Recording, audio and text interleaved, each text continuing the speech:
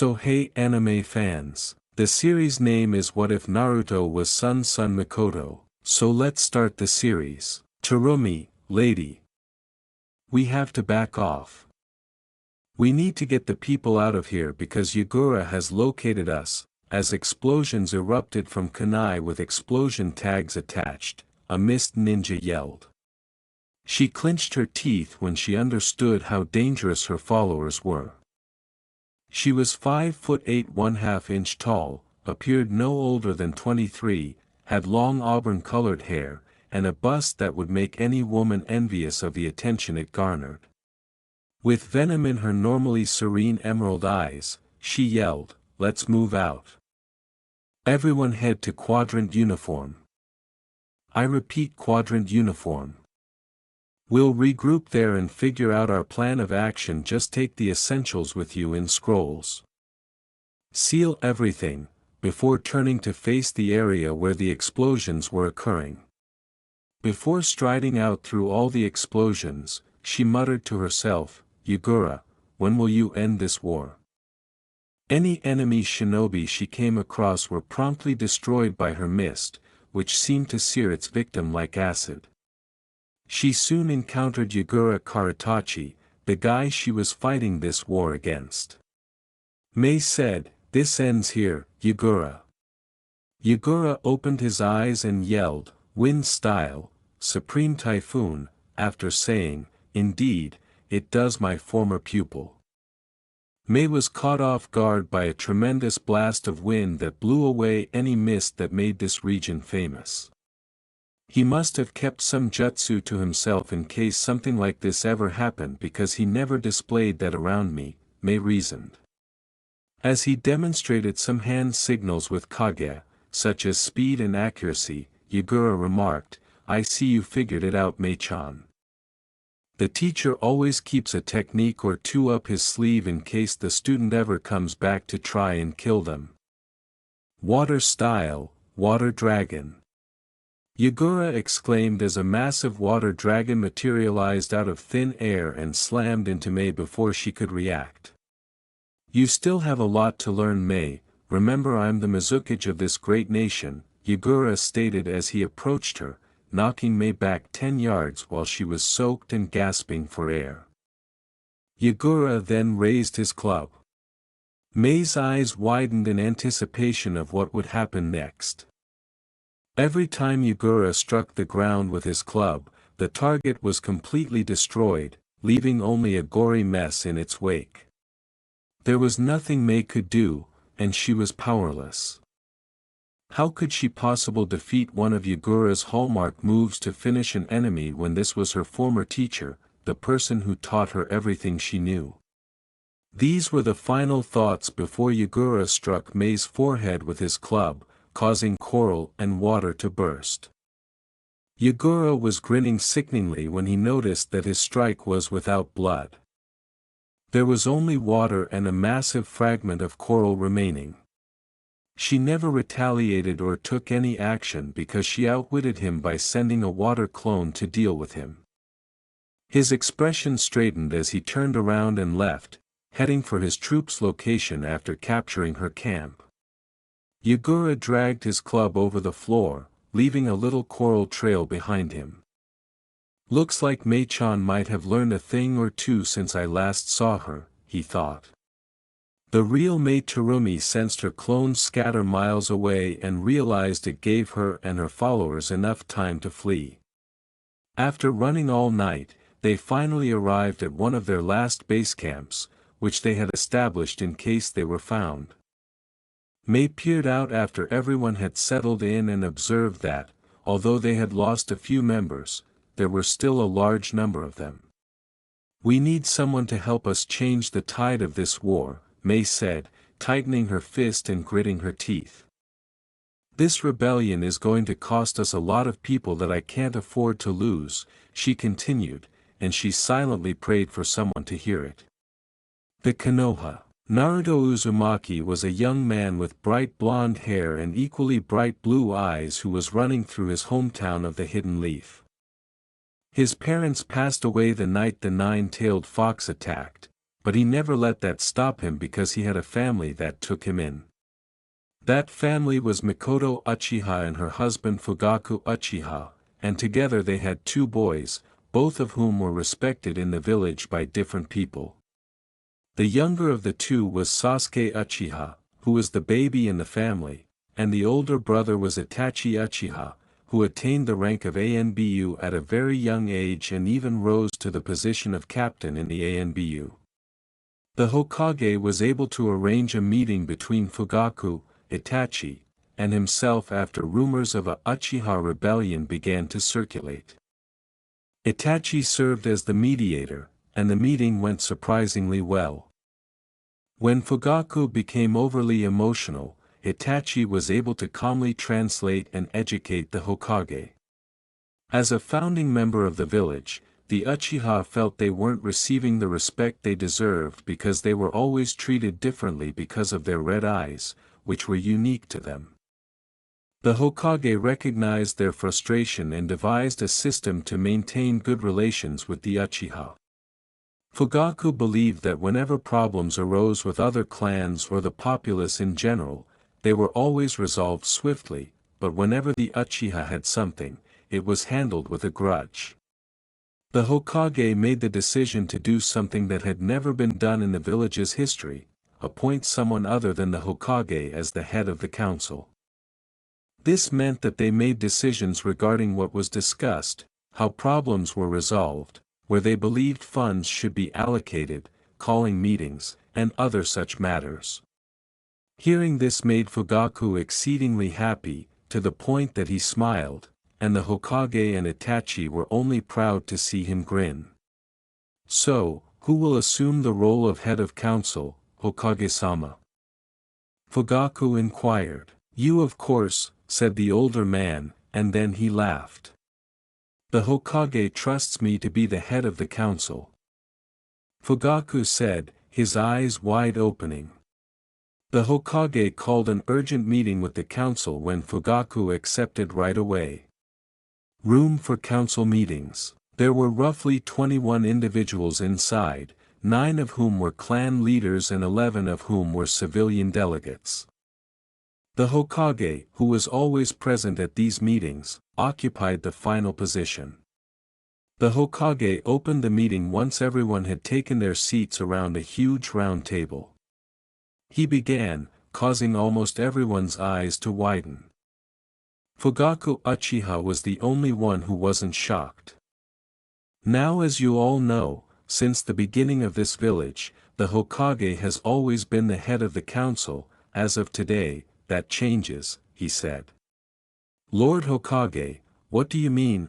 A silver-haired man who had his leaf headband over one eye stood forward and was asked. "I mean that recently I had a meeting and it has come to my attention that with me being Hokage and always in the office trying to maintain the peace of this village as well as having good relations with other nations, I've let something slip through the cracks that should be number 1 on any Kage's list, to listen to the people and hear directly from them what their problems are. By relinquishing my position, I will be able to have some time each day to walk around the village and hear from the people themselves the things they would like to see happen to this village.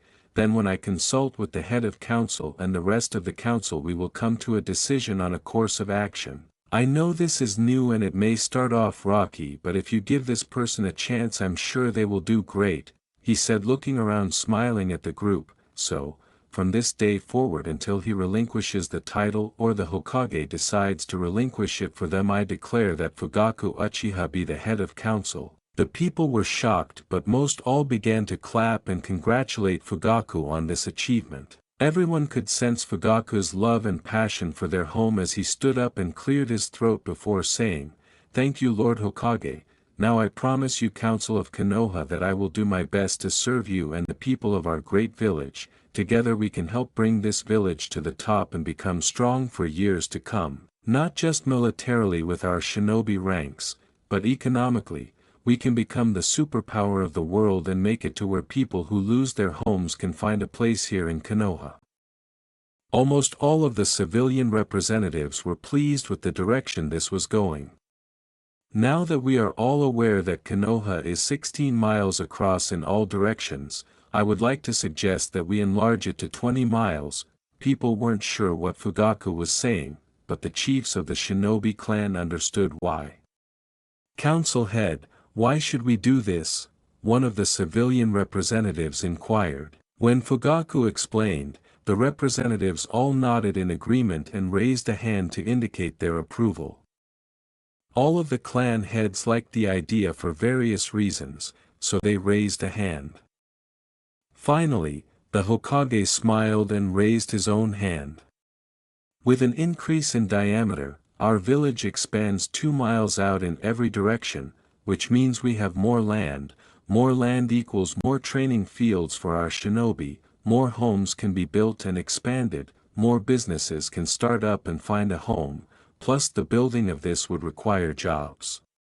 Our genin need experience since they just graduated from the academies and they are now seen as adults, so what better way for them to start making money for themselves and building teamwork than by helping our village expand, Fugaku said. After it is resolved, we will open up new opportunities for our people by expanding our borders. After Fugaku finished speaking, the gathering was nearly over. The Hokage's comment, just one thing Fugaku, caught everyone's attention. As the new head of council you must elect someone to represent the Uchiha, the only condition is that it must be someone who isn't a direct descendant of you or in your family. It only took Fugaku a moment to realize who he had appointed to the council, and he smiled, knowing exactly what he meant, Naruto. Since Naruto was his adopted son, neither he nor his other 2 sons could assume the mantle. I elect Shisui Uchiha, he's well respected in our clan and our people love and trust him, he will do well even at a young age, Fugaku stated. All the shinobi that collaborated with him could do was nod. The Hokage responded, very well, Crow, and Anbu emerged from the corner. Yes, my lord. Find and report to Shisui Uchiha that he is the new representative for his clan. Since Fugaku is the council head he will still be the clan head since that is nothing any of us outside the clan can determine, but he has been elected to be the new representative, the Hokage replied, and Crow departed through the Shunshin. Fugaku, beaming with pride at the mention of his youngest son, said, now if that is all, this meeting is adjourned. Today marks 18 years since we lost our Hokage, Minato Namikaze along with a family friend of mine Kushina Uzumaki and many others that night, but it also marks the 18th birthday of my youngest son Naruto. The council then disbanded, and Fugaku left for home to prepare for the surprise celebration they had in store for Naruto. With his hands over his head, Naruto walked home from the hot springs and decided to take a relaxation soak that his older brother Sasuke had given him as a birthday present. Man, that soak was great, he exclaimed as he made his way back to the Uchiha compound, gazing up at the moon that was starting to rise and the sun setting. A full moon tonight, he thought. As the head of the clan, Fugaku had the largest house in the compound, so everyone in the clan was racing to get there before Naruto got home. Sasuke bought them just enough time as everyone entered the house and turned off the lights. Fugaku was racing home, trying not to be late to the surprise party, and thanking Kami when he realized he wasn't. When Naruto entered the property less than 10 minutes later, he noticed that something was strange. No one was outside, so he thought, well, something's going on today.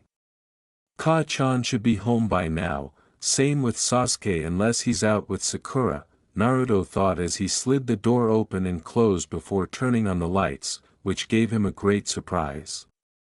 Naruto had just hurried to his house and noticed that the lights were off, which truly piqued his curiosity. Astonishingly, Naruto, happy birthday, as streamers, confetti, and everything else were utilized to wish Naruto a happy birthday, everyone shrieked and jumped out of nowhere. Naruto was so startled that he automatically withdrew a kunai in a reverse grip, prepared for combat, but he smiled when he realized there was no threat. As Naruto hugged her back, Mikoto ran up to her adopted son and gave him a big hug, wishing him another happy birthday. Sasuke and Itachi then came up to wish their younger brother a happy birthday, followed by their father Fugaku, who playfully punched Naruto in the chest. Naruto then decided to take the game a step further by tackling him and beginning to wrestle. After pinning him, they got up laughing. "You're too young for me, son." Since all of the other clan chiefs and their children were Naruto's pals, everyone was having a blast at the party in the complex. The gathering went outside to the backyard, where they had erected poles, tied strings to each one, and hung lights. Music was playing, and everyone was laughing, dancing, and generally having a blast. Mikoto approached Naruto as he was enjoying the company of his friends and family. "Sochi, come with me really quick," she urged, pulling his arm, and he led her inside where no one else was. Mikoto was blushing a little when they sat down on the couch. "What's up, Ka-chan?" did Naruto ask. She kissed his cheek and giggled like a schoolgirl before getting up and walking away. "Well, I wanted to let you know that you'll be getting your gift from me later when everyone leaves," she remarked. Bewildered, Naruto stood up to look for his brothers. He swiftly seized them both, and they leaped to the roof so that no one could see them. "How are you, Naruto?" Sasuke inquired. "Well, Ka-chan took me inside to tell me that I'll be getting my gift from her when everyone leaves, then she kissed my cheek and left giggling like a fangirl," Naruto remarked with a face full of confusion. "Guess you'll have to find out, Naruto. I'm sure you'll enjoy it though." Itachi grinned as he got up and leaped back down to the party with his girlfriend Izumi Uchiha. Sasuke also sprang down to Sakura, but he kept a straight expression even though he knew what his gift was. Just what the fuck happened? Before returning to the party, Naruto remarked to himself, "They didn't tell me shit about it." The watery land. May noticed how many people were still in her camp as she looked out. "We managed to get most of the people out, but we still lost some, and to him that's enough of a victory. He's just going to make us bleed out and die instead of going for the kill. He wants to enjoy seeing us suffer, that bastard," May thought straight-facedly. "With the way things have been going, AO says they should find us in about 2 to 3 months, if they really want to find us, then a month at most," May thought. Everyone in her camp appeared exhausted and prepared to simply give up on their rebellion. This rebellion began slowly at the beginning of the year before people realized that May was a strong person who could guide and protect them. At first, there were 5,600 people in her camp, all of whom could have used some kind of bloodline. Since then, the numbers have decreased to just 250. Yagura killed many of them in the beginning before letting them go and letting winter kill them. May retaliated by occasionally striking small camps to weaken him, but she continued to lose people and it seemed like 3 more appeared for every camp they hit. She was up against a steep hill. Returning to the figures, AO estimates that by the end of the winter, there will only be 50 people remaining, possibly fewer depending on weather and when Yagura strikes. Whispering to herself, "This isn't good, Kiri, the opponents have escaped, Mizukichi-sama. Do you want us to pursue them?" A young man bowed to his leader while on one knee and stated. Yagura remarked, "No, let them camp out the winter." "But my lord no.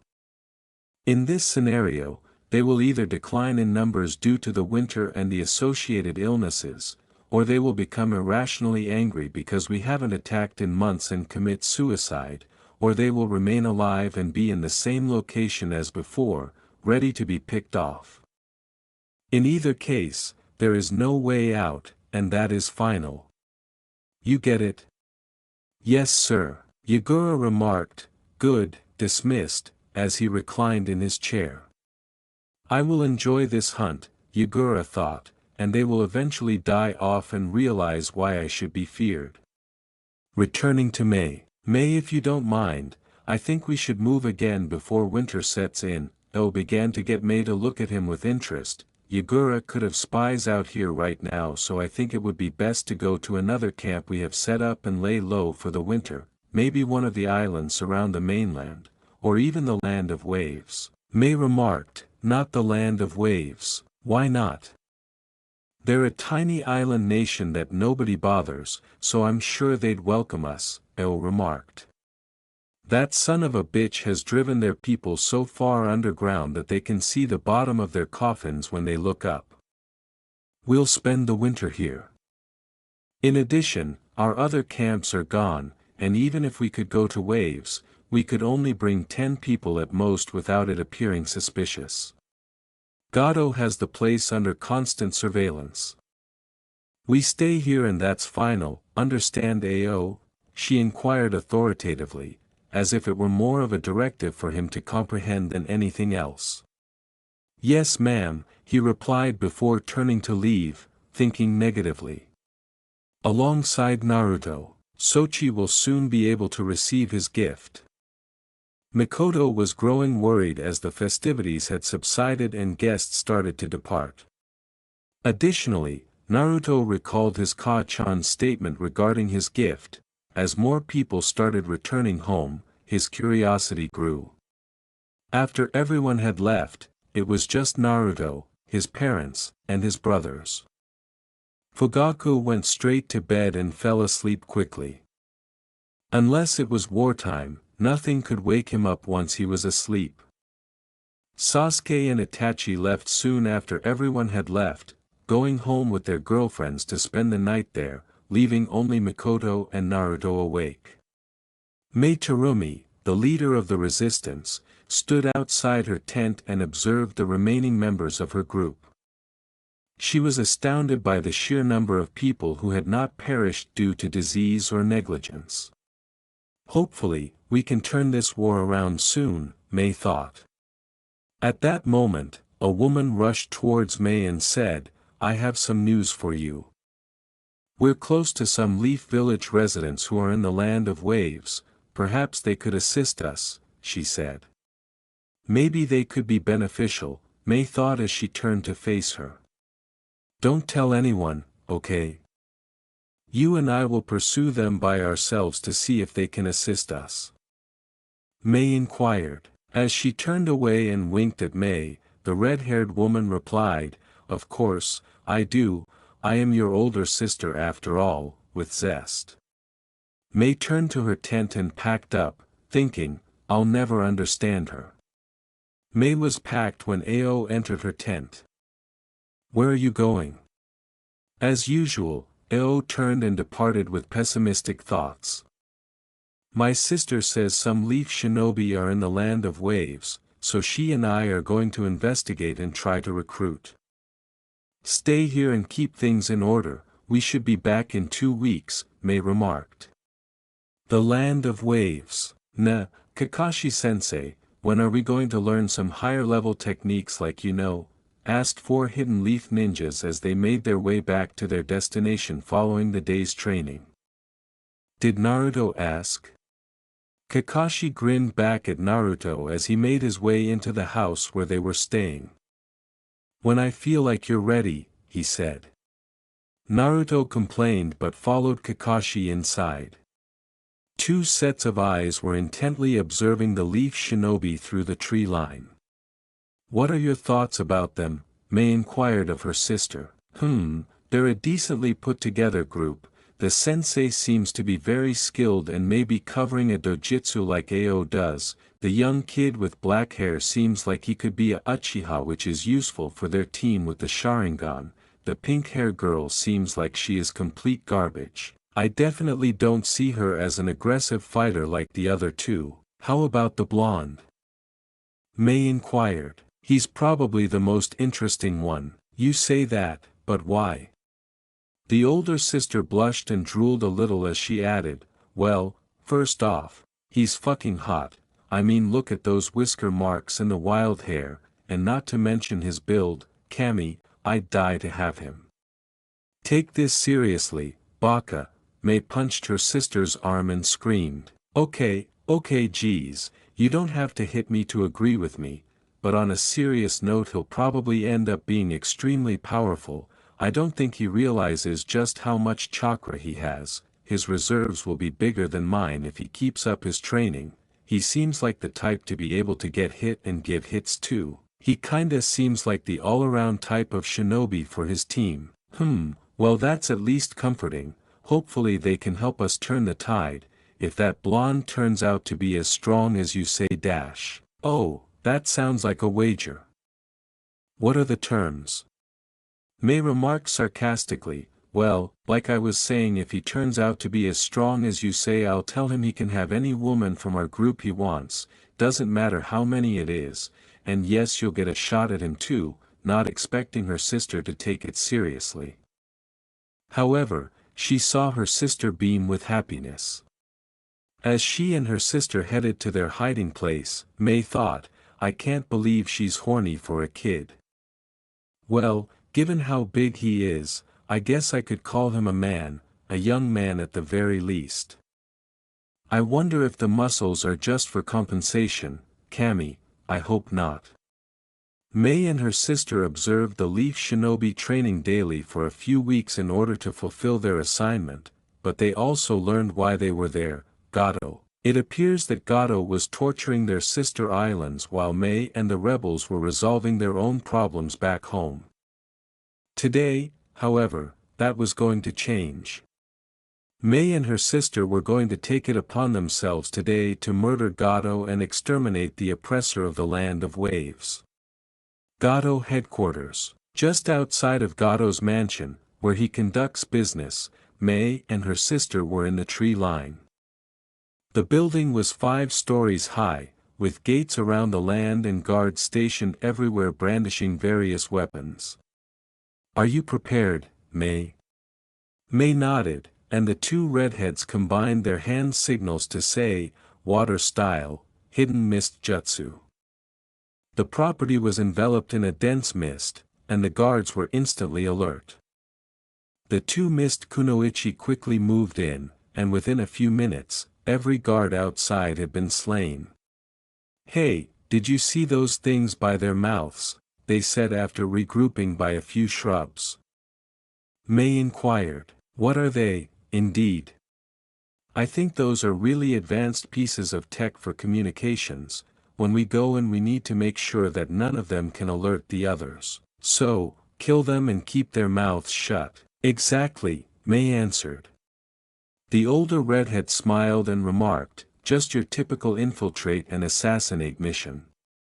I guess you could put it that way. Alright, let's move. The two redheads then swiftly proceeded to slay every guard they came across in the mansion, leaving blood on the walls and no sound of agony or cries for assistance. Eventually, after slicing through every person in the building, they arrived at the door leading to Gato's office. Unaware that they were suppressing their breath, the sisters exhaled. Are you ready? May inquired. Born ready. The two exchanged nods before May kicked the door open and her sister flung 3 kunai through the center. The kunai buried themselves in the wall behind the desk, but there was no sound. The room was empty when they looked inside, and the desk contained some papers and a monitor that the mist kunoichi had never seen. He was fucking watching us the whole time, they said, glancing at the screen to view the exterior of the property and the interior of the mansion. Oh no, May shouted and smashed the monitor. I think I know who he sent to kill the bridge builder that Konoha team is protecting. Who? May inquired, and an envelope was thrown to her. Look at the name on the front of the envelope. When May did, her eyes widened and she said, Zabuza. We must return to the bridge immediately, May shouted as she flew out a window and landed gently, her sister trailing behind. What's so important? Consider it. Gato is no longer here, he is going over there after Zabuza was hired to kill the builder. As they pumped chakra into their legs and core to give them more explosive steps to cover more territory, Mei cried, "We need to move quickly to cut him off and kill him before he can come into contact with Zabuza and expose us." Gato ran as fast as his short, fat legs would allow him to, and he was always looking over his shoulder for those two female ninja. He was about a mile from the bridge when he turned around and saw two redhead females standing taller than him, each of whom had the head of one of his bodyguards. They dropped the heads before Mei nodded and turned around as her sister chopped off Gato's head completely. She sealed it up and they went on toward the bridge in the hopes of arriving in time.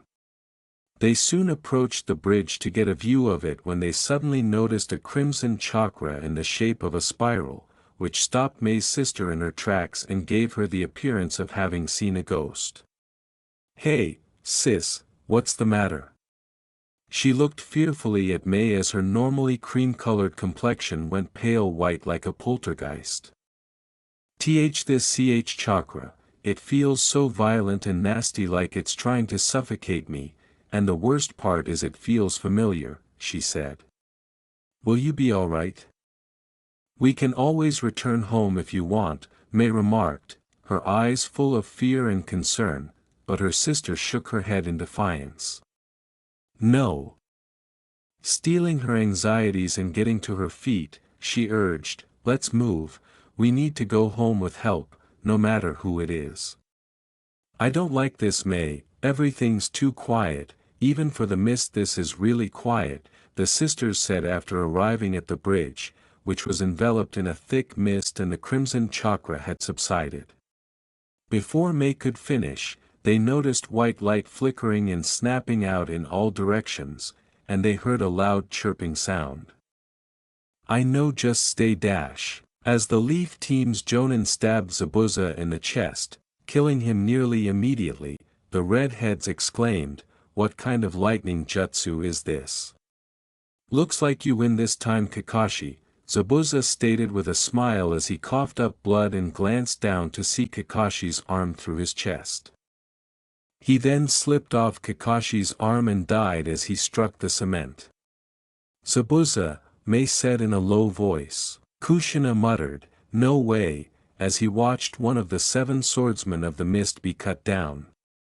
Kakashi, gasping for air, collapsed to one knee, his eyesight hazy, and he had to hastily conceal his Sharingan. Mei remarked, "Masks on," and the 2 mist kunoichis disguised themselves by donning mist Anbu-style masks. In case the worst happened, the older sister also threw her hair in a low, untidy bun. "Mei, what should we do about the blonde? He could be very useful." "You're right, maybe we can get a meeting with the Hokage or something," Mei said. "Hello, we're Shinobi from the Hidden Mist. We would like to thank you for eliminating Zabuza because he was a Rouge ninja. We also want to let you know that we killed Gato for you," Mei said as her sister threw the scroll to the pinkette as the two approached the group carefully. "Previously?" Kakashi inquired, getting to his feet slowly and still breathing heavily, but being wary of them. "We're currently in a civil war. I'm the leader of the rebellion forces trying to overthrow our tyrant of a Mizukage," Mei remarked. Kakashi responded, "I'm sorry, but before you ask, no, we can't help." "Why not, sensei?" Sasuke inquired. "Because this is a war, I can't just make a decision about involving you kids in a war away from our homeland. Lord Hokage is the one who'll make the call. If you want you can come with us to speak with him," replied Kakashi. "I'm sorry but we can't, we've been away from our group for too long, hopefully we can meet with him sometime in the near future," Mei replied. After nodding, Kakashi looked to find Sasuke had left. "Sasuke. Come on, sensei." Naruto isn't breathing. With an anxious look on his face, Sasuke sat next to his sibling and screamed. When Mei's older sister heard the name Naruto, she tightened up as if it were a familiar sound. Mei noticed the sudden body language and said in a low voice, "Are you okay, Nei-chan?" She exclaimed, "That name, it's so familiar," just before she fell to one knee and clutched her head as it began to pain. "Nei-chan," Mei said, bending over and wearing a worried expression. "We must depart immediately," Mei nodded as her sister spoke, then took her left arm and slung it over her shoulder before the two disappeared. Naruto, as Kakashi approached him and noticed that he was actually not breathing, he pulled Naruto's shirt to discover that his seal was pulsing. "Get him back to Tsunami's house right away." "This isn't good," Kakashi replied. When Kakashi called out to Sasuke, he grabbed his little sibling and drove away. As the Uchiha reflected, "Hang in there, little bro." The house of Tsunami. As Sasuke brought Naruto in, Kakashi almost kicked down the door. Tsunami heard the crash and turned the corner to find Naruto unconscious, gasping before settling down on the living room floor. "What took place?" Tsunami shouted. "I'm not sure." Sasuke shouted back. After saying, "He used too much chakra," Kakashi removed Naruto's shirt and jacket to reveal the seal pulsing even more. Kakashi thought, "Damn, this isn't good. Where's Master Jiraiya when you need him?" Naruto's face was losing color and he was still not breathing. Frustrated, Sasuke exclaimed, "Sensei, can't you do something?" "I don't know, this seal is beyond anything I know. It was done by Lord Fourth himself, who's a master in Fuinjutsu. There isn't much I can do, we're gonna just have to wait and see," with an expression of sorrow. A little way outside the house, Mei sighed and said, "Nei-chan, why are we back here?" Mei's sister saw the child standing still but his stomach churning and said, "Because that kid's name is familiar, his chakra is familiar, that can't be a coincidence, without even leaving the house." "Yes, it can be. That's the very definition of it for your case," Mei said. "Oh, shut up." As night fell, the redheads continued to keep a close eye on the house and remained still until everyone had gone to sleep. Finally, Mei's sister got up and started to head for the home, but Mei had other ideas. "The hell are you doing?" she exclaimed, snatching her sister's arm. Determinedly, she stated, "Get that kid, he's got the answers I've been searching for, I know he does." Mei sighed and then grinned, saying, "You're a pain in the ass, you know that, right?" She smiled back, "That's why I'm your sister." "Well then let's come up with a plan, we can't just sneak in and out, their sensei is still a jonin and we need to respect that fact. So what's the plan then?" "Well, lucky for you I've got some knockout agents from Yagura's camp, so we sneak in, release the knockout agent, grab the kid and make tracks and cover them while we're at it," Mei said. "Susu, we sneak in and sneak out." "Shut up," Mei retorted. "I think that makes it 73-72 advantage me." "Oh hush, now help me figure out how we cover our tracks," Mei responded. "Well, why don't we cover ourselves in it, mask up and then move in? Have I ever mentioned how much I love your devious mind?" "'Cause I fucking love it," Mei grinned. Her sister smirked and said, "You could stand to mention it a little more." After 10 minutes, they had masks on to keep from smelling the knockout agent, covered their clothes with them, and carried out their mission with ease. They grabbed Naruto and quickly left, not stopping until they returned to their camp. They had slipped in and released the knockout agent to make sure the Jonin wouldn't wake up. The following day, Sasuke shouted, "Naruto! Naruto!" to gain his sensei's attention. Although still sleepy, he followed Sasuke's voice to observe the chaos.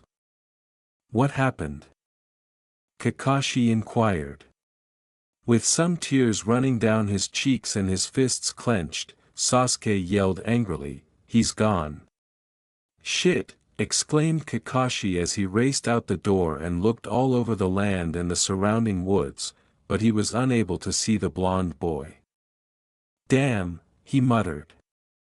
"Where is he?" yelled Sasuke. A sorrowful voice said, "I'm sorry, Sasuke," Kakashi said. "Sorry doesn't bring him back." "Where the hell is my brother?" he shouted. Looking down and to the right, Kakashi answered, "I don't know." "I'm sorry, Sasuke." "Come inside, there's something we need to talk about," he said without even turning to face him. "TCH," Sasuke spit out. "That seal you two saw on Naruto is a containment seal, it's holding something massive back from getting out," Kakashi said, finally revealing Naruto Uchiha's true identity to his teammates. "Like what?" inquired Sakura. When Kakashi said, "You two were too young to remember this, but you've heard the stories no doubt, the village was attacked by the nine-tailed fox years back, Lord Fourth fought the beast and died to it but not before sealing the beast within a baby born the day the attack happened, October 10th. Sasuke's eyes widened as he realized his destination. "Naruto," he whispered. Naruto was born that day and was the perfect candidate since his chakra network was still building itself as a baby, so Lord Fourth sealed it in Naruto. It was never revealed but everyone knows it. The only reason people have acted nice towards him is because of being adopted by your parents, Sasuke. I guarantee once it's revealed that Naruto's missing, or even dead like I think he may be, don't you dare say that." Sasuke exploded in rage and revealed his Sharingan. "He's still out there, I know it," he said in a calm voice. Hakken and his party of Ninken appeared as Kakashi added, "Either way, they'll show their true feelings towards him, just watch," summoning jutsu. "Hey Kakashi, long time," he said. Kakashi said, "Hey Pakken, could you look for Naruto's scent?" "Well, I can't if you don't have something of his," Pakken replied. "Could you just try? You've sniffed him before, you've gotta remember him," Sasuke begged. After saying, "Okay, I'll give it a try," Pakken went outdoors and sniffed the air and ground for a while without finding anything. "Sorry kid, I got nothing," Kakashi questioned. "Could he be dead?" "Death normally leaves a scent, but in his case, we've covered it," Kakashi added, alluding to the blonde's potential demise. "Well then in his case he could be dead and leave no trace," Pakken responded, leaving Sasuke looking distraught. Sakura questioned, "How can he not have a scent if he's dead?" "Since Naruto is a Jinchuriki, when the beast is extracted or somehow escapes, the host body dies by turning to dust, so there's no scent or anything left of them. If it's extracted, the beast lives and can be resealed into another body. But if it escaped, then it goes away, and however many tails are on the beast is how many years it takes for it to reform. Again, it's just a theory since no one has seen the beast escape the host. Really, all of this is theory, no one has seen this happen," Kakashi stated. Sasuke questioned, "So there's a chance?" "Yes, but you have better luck being struck by lightning on the same spot on the same day any amount of years apart," Sakura remarked, "but that's nearly impossible." In response to Kakashi's words, "Exactly, I'm sorry Sasuke, we'll inform Lord Hokage as soon as we go home and I'll make sure a funeral is held for him." Sasuke hurriedly got up, went to the room where he was sleeping, and started to sob quietly before it turned to wailing and he fell asleep. Saying, "Poor kid, Pakken." "Yeah, a rough way to really start your ninja career," Kakashi replied. "Sakura, pack your things so we can be ready to go home with the news," said Kakashi. "Yes sensei," she said as she made her way to the room where she was staying and heard Sasuke sobbing before eventually fainting. "I wonder how Sasuke's parents and brother would react to the news." As she packed her belongings, she thought. It was a lengthy and peaceful journey back to Konoha. In remembrance of Naruto, the Land of Waves named the recently completed bridge after him and proclaimed the day of his passing a national holiday to honor his kindness in helping strangers. Kotetsu and Izumo attempted to welcome them when they got to Konoha, but Kotetsu saw how dejected the group was and inquired, "Kakashi, what happened?" "Naruto was killed in the line of duty. We couldn't find the body. We're on our way to inform Lord Hokage. Do not tell anyone until Lord Hokage has made an announcement about his funeral," answered Kakashi. Kotetsu answered, "Of course," nodding and going back to his position. "Poor Sasuke, I wonder how his family is going to hold up," Izumo added. "Yeah, Office of the Hokage," Hiruzen said. "Ah, welcome back Team 7. How was the Ms. Dash?" Before realizing Naruto was not there, Hiruzen inquired, "Where is he?"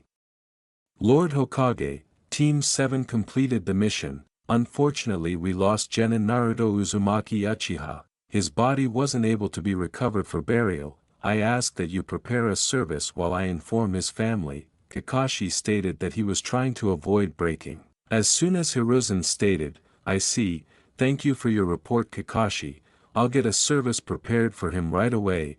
Team 7, you will be put on the inactive list until a third genin can be assigned to your team." Dismissed, Sasuke ran out the door and headed home.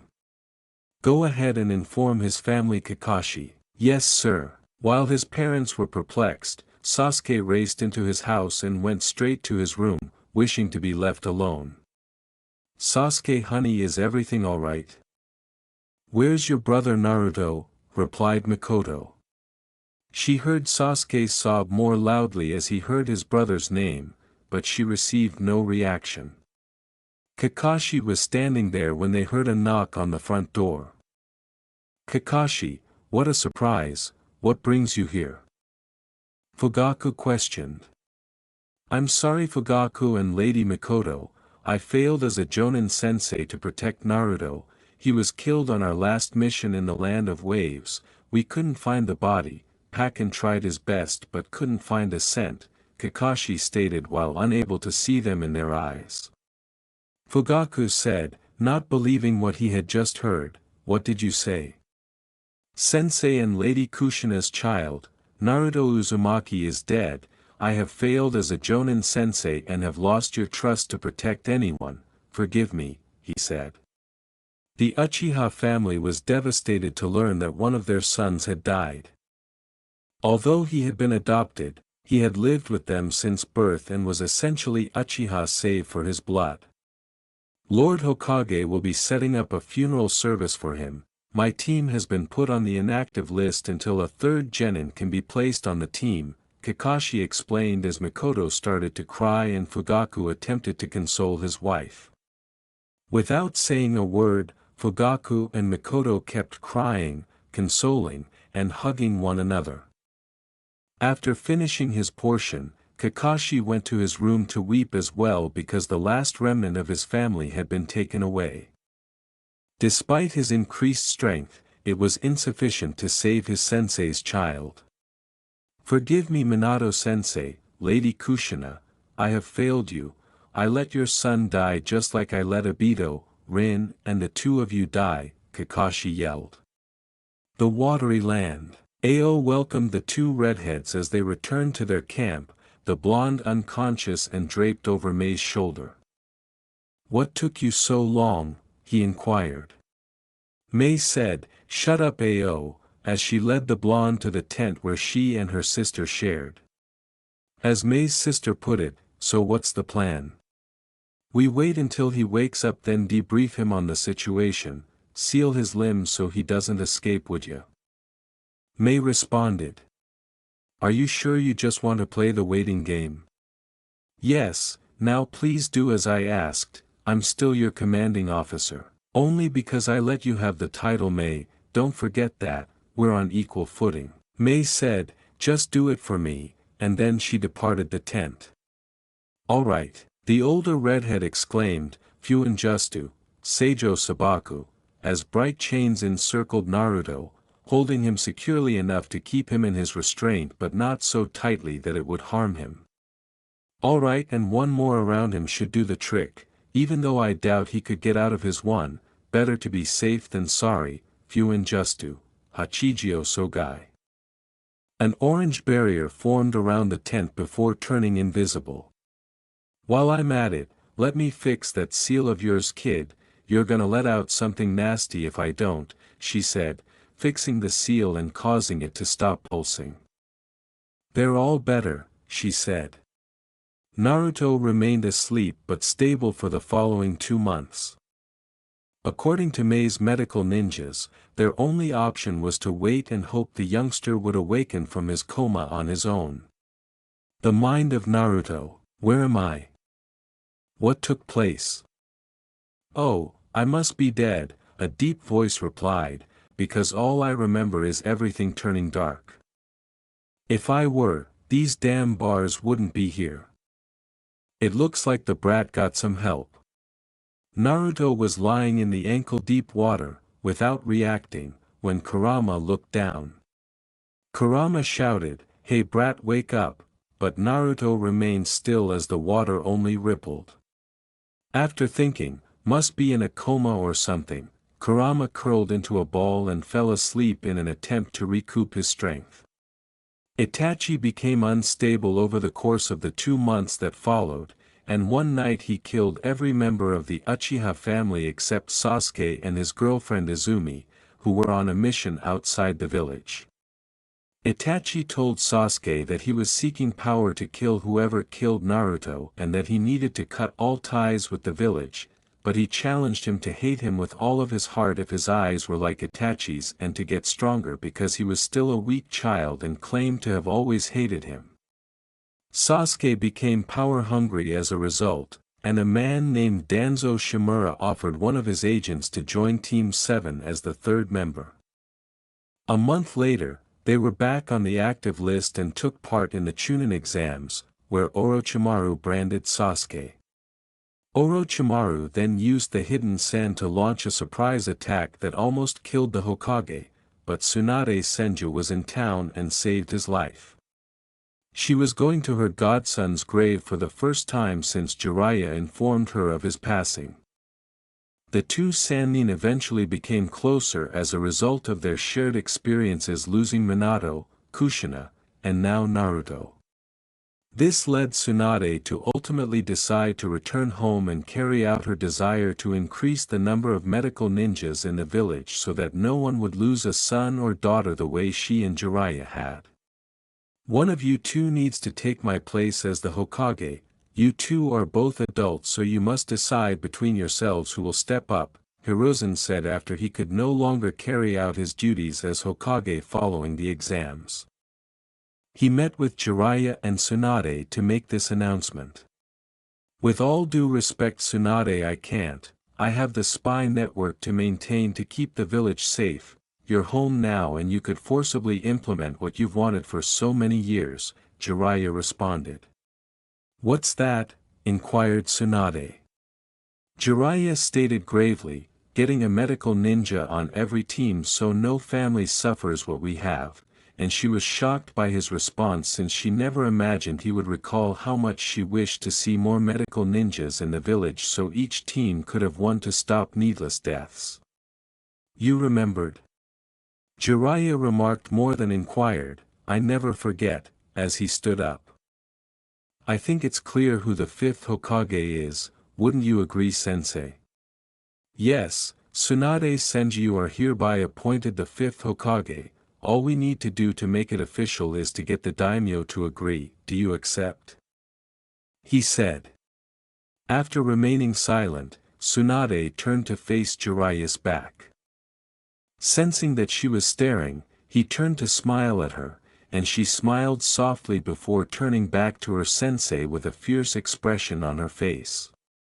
She was going to fulfill her own dream of becoming Hokage by expanding her medical ninja field, while also fulfilling the dreams of Nawaki, Dan, and Naruto. "I accept." Hiruzen grinned and said, "Very well, then let's get things started." The watery land. At last, Naruto was waking up, and her elder sister said, "Mei." "What?" she retorted. "He's waking up." Mei exclaimed, "Shit," before hurrying to the tent and stepping past the imperceptible barrier to enter. Before opening his eyes, Naruto was stirring. "Where am I?" "Who are you?" he muttered, still in a daze. Mei inquired, "What's your name, kid?" "Am I my name?" he said once again. She said, "Yeah, your name, what is it?" He uttered, I don't know. This reminds me so much of Mei-chan," Mei mused to herself. Mei replied, "Take the chains off of him, he's no threat," and Naruto went asleep after not being conscious for very long. The sealing technique was quickly undone. Even though the Hidden Sand's three siblings helped Naruto stay unconscious for another whole week, Sasuke defected to Orochimaru and left his old friends on the verge of death. Tsunade was able to save everyone from critical condition, but they were still severely injured. Shikamaru was the only one who survived with only a broken finger. Alongside Naruto, after conversing to Mei and her sister, Naruto finally woke up and joined their group, promising to train to become strong to protect his two fiery angels, as he described them. This undoubtedly earned him some points in their eyes, though he was unaware of it. Since he is a wind and water type, Mei vowed to teach him his elemental ninjutsu, while her sister agreed to teach him fuinjutsu and kenjutsu. It was like this for the spring. They didn't get attacked by Yagura once, and during that time, Naruto became very skilled with his seals and sword. His ninjutsu still needed some fine-tuning, and he only had a few Goto-jutsus, but Mei wanted him to have plenty at his disposal and he got much stronger physically, which helped his taijutsu. Naruto was finally going to be trained by masters who truly cared about him and constantly watched over him to make sure nothing bad happened. He maintained his friendly demeanor and quickly became a light in the middle of the war they were fighting, and he lifted their spirits by being someone who was okay with occasionally lightening the mood but knew when to get serious. His two teachers were Kage-level ninjas, which was a huge help to him. In addition, Naruto was a natural at everything they taught him and was essentially a human cheat code. He was a little flawed, but he still made such progress in everything that he eventually came close to being a Jonin-level ninja in his seals, sword, and taijutsu, though he was still a little off with his ninjutsu. Naruto Uzumaki was emerging as a formidable force that will soon assist in bringing the mist to peace. It had only been 2 years since the rebels liberated their home and brought peace, and Mei was chosen by the people to become the 5th Mizukage. For long years had passed since Naruto's alleged death, and Jiraiya had searched the entire land of waves and the land of water, with the exception of Kiri, who refused to let him in and almost killed him over it. Yagura thanked Naruto for the final blow, and Mei gave him a sort of parting gift by fist-bumping him, which caused his chakra reserves to increase. Under Kushina's guidance, Naruto advanced significantly in his seal and swordsmanship skills and became a formidable force with ninjutsu and taijutsu. Naruto was now 22 years old, 6 feet 0 inches, and married Kushina, who was 42 years old but still appeared to be 20. Neither of them knew their relationship. After confronting Kushina about it, who was more than happy to include her sister, Mei, who was now 26 and 2 years into her term as Mizukage, started dating Naruto. At first, people weren't sure how to react, but they eventually came to terms with the fact that it was their Mizukage and that her sister was seeing one of their top men. If 3 of the Mist's strongest shinobi were content together, who were the people to voice their displeasure or anything? Gaara had just been named Kazekage in the Hidden Sand Village and was winning the hearts and trust of the populace. In addition to making sure she would never forget Naruto, Tsunade had made many attempts to bring Sasuke back. She and Jiraiya were now married, and Tsunade had given birth to twins, a boy and a girl, who shared Tsunade's blonde hair but Jiraiya's eyes. Jiraiya stated, "I'm gonna try one last time to search for him," his face fixed on the grave in front of him. The two always grieved on the anniversary of his death, where they had a temporary burial for him. They were currently holding their children in their arms. She said with tears in her eyes, "But Jiraiya, you've already tried for 3 years now, as much as I hate to admit it, he's gone, we lost our Naruto." He responded, "No, I can feel it, he's out there and I'm going to find him, there's still one nation I never checked," as he wiped away Tsunade's tears. "Kiri?" she inquired. "Yeah, they got done with their civil war and I've been waiting to check there just in case." "Jiraiya, do you truly believe he's out there?" she inquired. "I do," she smiled slightly and added, "Then I hereby grant you permission to search for him. When I find him I'm gonna train him for a while, I need to pass on his family legacy to him, after I do that I'll return home, but I'll always stay in touch with you three, I promise," Jiraiya remarked. "Okay, Jiraiya, take care of yourself," Tsunade murmured as she stood up and planted a kiss on her spouse. "I'll see you guys shortly. Please look after Mom for me, okay?" Jiraiya grinned and asked his children, who nodded and smiled back. He embraced them and said, "Good, make me proud you too, I love you." He then hugged Tsunade and said, "I'll miss you," in a whisper.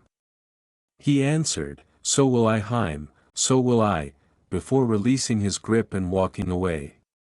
After a week, Tower of Mizukage. "So, Mizukage-sama, tell us about this crucial task you have for us." "You know you can just call me Mei," Naruto said as he and his wife Kushina entered. "Well, but this is supposed to be formal and you are my commander so I feel like I should show you respect," she smiled in response. "Mizukage-sama," he said with an ear-splitting grin. "Kushina-chan, please help me," Mei pleaded. "What is Mizukage-sama using?" "You suck," Mei deadpanned, asking sarcastically while wearing an equally ear-splitting grin. Naruto added, laughing, "Pretty damn good too," and Mei slammed her head on her desk. "You two are going to be the death of me," she complained. "Anyways, this mission isn't an official one, off the books, covert, no one will ever know, clan business," Mei replied with seriousness.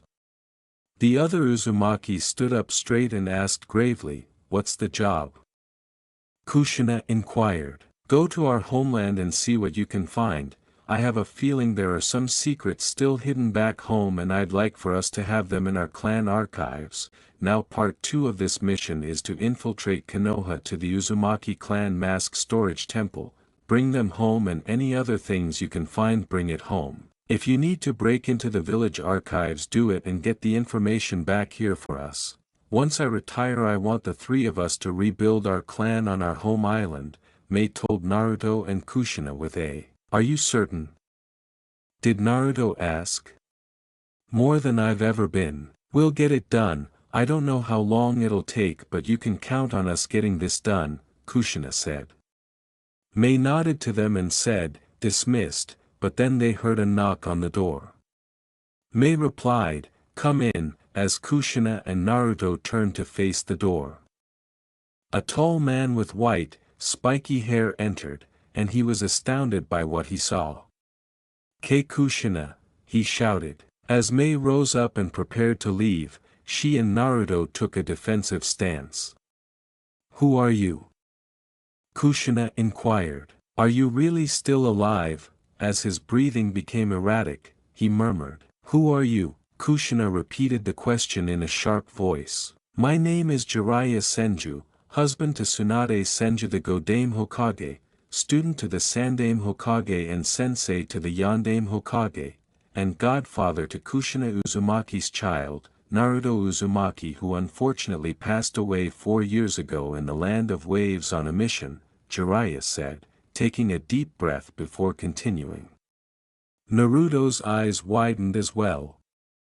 The mother and son exchanged glances before turning to Jiraiya. "What? What was it I said?" Jiraiya inquired. To Jiraiya's surprise, Naruto declared, "My name is Naruto Uzumaki, and Kushina here is my wife." "You got married to your mom," he shouted. "I'm sorry Jiraiya, but to me I never had that relationship with her. I've only known her as the woman who's helped me train and the woman I fell in love with." "What on earth is happening here?" Kushina shouted. "Everyone sit down," Mei replied, letting out a gasp. Kushina, 22 years ago I was traveling around in Konoha with my family when a huge nine-tailed fox was going on a rampage.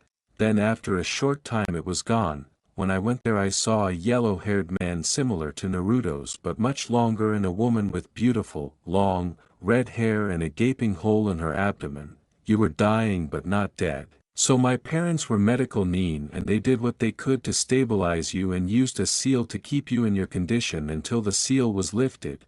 When I came back here to the land of water we had the medical staff work on you while a seal was created to help your cells rebuild. After a week of doing everything we could we finally got you out of danger and you were out for 5 months. When you came to you had no recollection of anything and we took care of you and soon we became like sisters as we grew up and fought together. I never knew how to bring it up to you so I didn't. I just did my best to be the best little sister I could be to you," Mei said. "I don't care about that, Mei. I've had a wonderful life here with you and Naruto. Even if I can't remember my childhood it doesn't matter to me. I have everything I could ever want with you too. I love you, Mei," Kushina said, struggling to find the right words as she approached Mei, who was shocked to find her head in Kushina's bosom. Saying, "Thank you Shina-chan," Mei gave her a hug in return. "How about Naruto? Everyone I know back home says he was declared a casualty on a mission to the Land of Waves a few years ago and his body was never found," Jiraiya inquired. "We were coming to the Land of Waves to seek help from the Leaf in our civil war but when saw a huge fight with Naruto using some type of red chakra. He passed out and we took him back here and nursed him back to health in hopes that we could use his great power to end our civil war. It paid off seeing as now my country is free." "Naruto also suffered memory loss and only remembers the past 4 years with us," Mei said. After giving Naruto another glance, Jiraiya noticed Minato in him. "You know you look just like your father, kid, same shaggy yellow hair and brilliant blue eyes. I'm sorry I wasn't there for you," he remarked, bending down to bow to Naruto, much to the blonde's surprise. "I may not remember you or anything from more than 4 years ago, but I can tell you are telling the truth. Is Kushina really my mother?" "Please get up," Jiraiya looked up and nodded as he asked. "What do you think of all this, then?" Naruto turned to Kushina. He inquired. "I don't give a damn about the past. When I woke up I became a new person and so did you. I married you because I fell in love with you. I don't care if we are technically mother and son, right now you're my husband and that's all I'll ever see you as," she said after they split up, without missing a beat. She approached her tall husband, grabbed the front of his uniform, and smashed their lips together. "I love you too, Shina-chan," he grinned. "So, Jiraiya-sama, why have you come here?" Mei eventually remembered his position as a sage and asked. "I came here looking for Naruto, but I see that this no longer matters. He doesn't remember who he was and he most likely never will, so that's just something I'll have to live with along with Tsunade. My mission was to bring him back home but I just can't do that anymore seeing as he's starting a family," Jiraiya said. "So you're going to be going?" did Naruto ask. "I guess so," said Jiraiya. "Wait a minute, are you really a sage?" Mei inquired merely to be sure. "Yes, that would be correct. Is there someone here who could teach us how to become sages?" Mei inquired. "Maybe, I'm sure I could teach Naruto, and maybe Kushina but I don't think anyone else," said he. "What is a sage?" did Naruto ask. A sage is someone who's mastered the art of using nature energy. Normally you're taught that you have physical and mental energy which when fused create chakra. nature also has energy and learning how much to take it and how to use it can benefit you and enhance everything about you in battle, Jiraiya said. That sounds fantastic. With wide eyes, Naruto cried, you believe you can instruct me? You think you can keep up? He questioned. There's no question about it. Jiraiya retorted with a smile. Kushina, what are your thoughts? Wouldn't that be fantastic? Sounds like fun, I'm in, he asked his wife. He grinned and said, great, I'll start teaching you guys right away. How about Kushina, our mission? Did Naruto ask? You're correct. Is it possible for it to wait till after our mission? She questioned the sage. I suppose, but how much time will it take? He answered, don't know, we need to go to the ruins of Yuzu and collect any info about our clan that we can get and then do the same in Konoha, said Naruto. I assume that in order to obtain this information, you must break into my house. Pretty much. Well, now you won't, I'll get you inside the village so long as you promise to let me train you. We'll agreed so long as you promise to make sure Konoha doesn't know we're alive. We don't need any headaches right now, replied Naruto. Jiraiya grinned and added, you got yourself a deal, just let me visit you guys from time to time, okay, to which Kushina and Naruto both agreed. Great, I'll be waiting for you guys at the gates of your village, take your time, it sounds like we'll be searching and traveling for a while, responded Jiraiya. As Naruto and Kushina walked back to their house, they both thought about the fact that they were mother and son. They didn't care because it was their old life they didn't remember, but it also made them both blush because they were somehow reunited and married. Right, see you at the gates, Naruto said.